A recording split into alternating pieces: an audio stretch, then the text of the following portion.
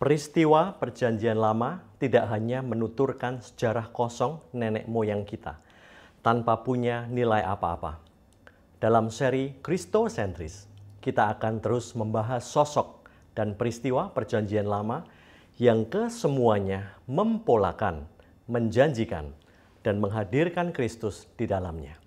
Kristus adalah esensi dari seluruh isi Alkitab dan kehidupan umat manusia.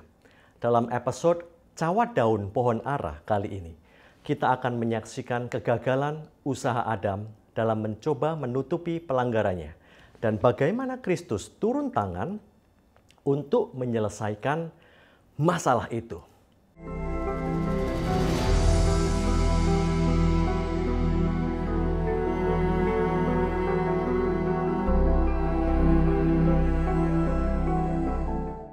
Hari pertama Allah menciptakan langit, bumi, dan terang untuk memisahkan siang dari malam.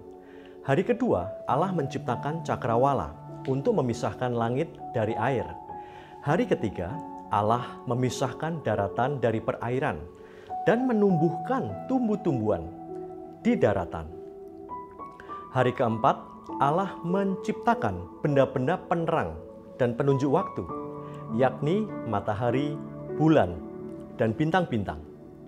Hari kelima, Allah menciptakan binatang yang berkeriapan di dalam air dan burung yang berterbangan di udara. Hari keenam, Allah menciptakan segala jenis binatang darat dan menurunkan hujan. Di hari yang sama, Allah juga menciptakan manusia sebelum Dia berhenti pada hari ketujuh. Manusia itu memberi nama segala ternak, burung, dan binatang hutan, namun tidak menjumpai penolong yang sepadan dengan dia. Dibuat tidur nyenyak, Tuhan Allah membangun perempuan dari tulang rusuknya. Laki-laki dan perempuan itu ditempatkan di Taman Eden yang ditumbuhi berbagai pohon, termasuk pohon kehidupan dan pohon pengetahuan tentang yang baik dan yang jahat. Perintah pertama Allah kepada laki-laki itu, yang nantinya diberitahukan pula kepada istrinya setelah dibentuk, boleh makan buah semua pohon, kecuali dari pohon pengetahuan tentang yang baik dan yang jahat. Diperdayakan ular, akhirnya si perempuan makan juga buah terlarang itu sebelum membuat suaminya ikut pula.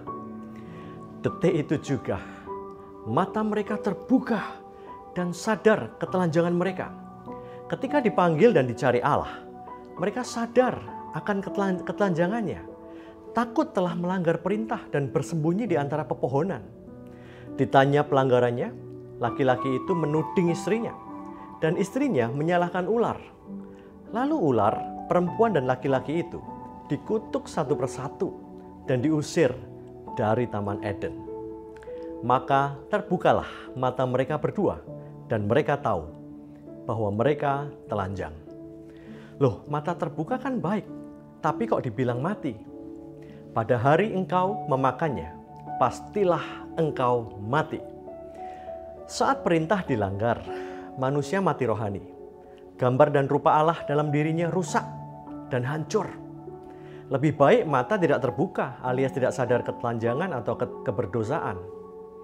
Karena justru itulah definisi bahwa rohaninya itu hidup, di mana gambar dan rupa Trinitas itu masih melekat.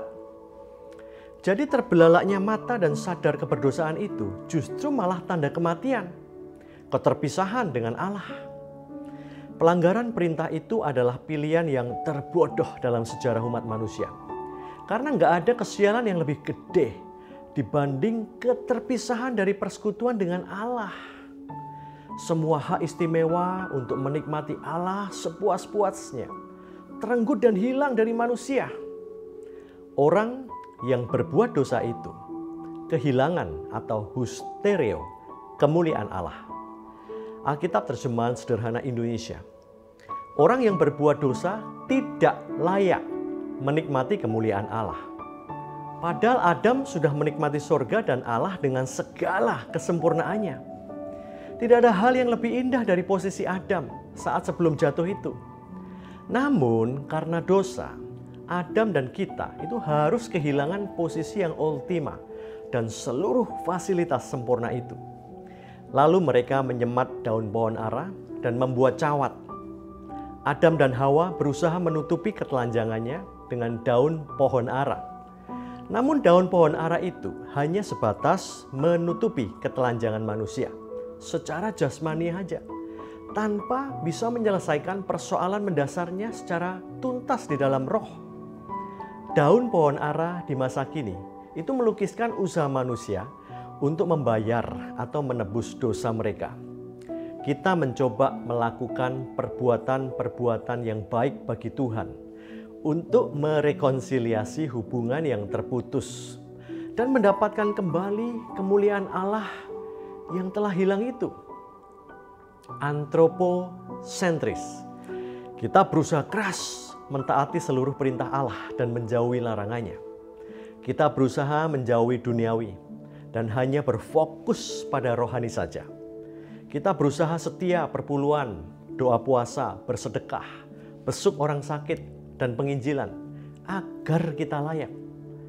Saudara, semua pekerjaan baik itu bagus jika dilakukan atas dasar karena kita telah menerima keselamatan itu dan dalam rangka mengerjakan keselamatan yang telah kita peroleh. Namun jika kita melakukannya dengan motivasi agar keselamatan kita tidak hilang, maka sesungguhnya kita itu sedang membuat cawat dari daun pohon ara dengan semua yang namanya good works itu. Sebab tidak ada seorang pun yang dibenarkan oleh karena melakukan hukum Taurat. Usaha Adam dan kita untuk berkenan kepada Allah dengan menggunakan kekuatan diri sendiri itu selamanya nggak akan berhasil. Namun Tuhan punya cara yang lebih efektif dan jitu. Dan Tuhan Allah membuat pakaian dari kulit binatang untuk manusia dan untuk istrinya itu, lalu mengenakannya kepada mereka. Jika manusia membuat cawat memakai daun pohon ara, Tuhan membuatkan kita pakaian dari kulit binatang. Tidak hanya bulu binatang yang dicukur lalu dipintal menjadi pakaian loh. Namun binatang itu harus disembelih, darahnya tercurah, baru dikuliti untuk membuat pakaian. Bagi manusia itu, pakaian dari daun tidak menumpahkan darah. Namun pada kulit binatang ada darah yang dicurahkan. Tanpa penumpahan darah tidak ada pengampunan. Ini melukiskan pencurahan darah Kristus 4.000 tahun kemudian untuk mengembalikan kemuliaan Allah yang sempat hilang tadi kepada umat manusia, yaitu Anda dan saya. Bapak Ibu, Kristosentris menolong kita menemukan Kristus di Perjanjian Lama sekalipun. Kitab-kitab suci itu memberi kesaksian tentang aku. Musa telah menulis tentang aku. Filipus berkata, kami telah menemukan dia yang disebut oleh Musa dalam kitab Taurat dan oleh para nabi, yaitu Yesus, anak Yusuf dari Nazaret. Diyakini, Musa menulis 5 kitab Pentateuch, Kejadian, Keluaran, Imamat, Bilangan, dan Ulangan. Maka dari itu, peristiwa Allah menutupi Adam dan Hawa dengan pakaian dari kulit binatang di kitab Kejadian itu juga mengandung esensi pengorbanan tubuh Kristus di atas kayu salib untuk menutupi dosa kita di hadapan Allah.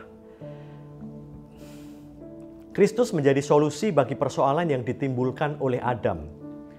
Oleh pelanggarannya, Adam menyebabkan seluruh umat manusia disematkan atribut dosa asal dan harus mati.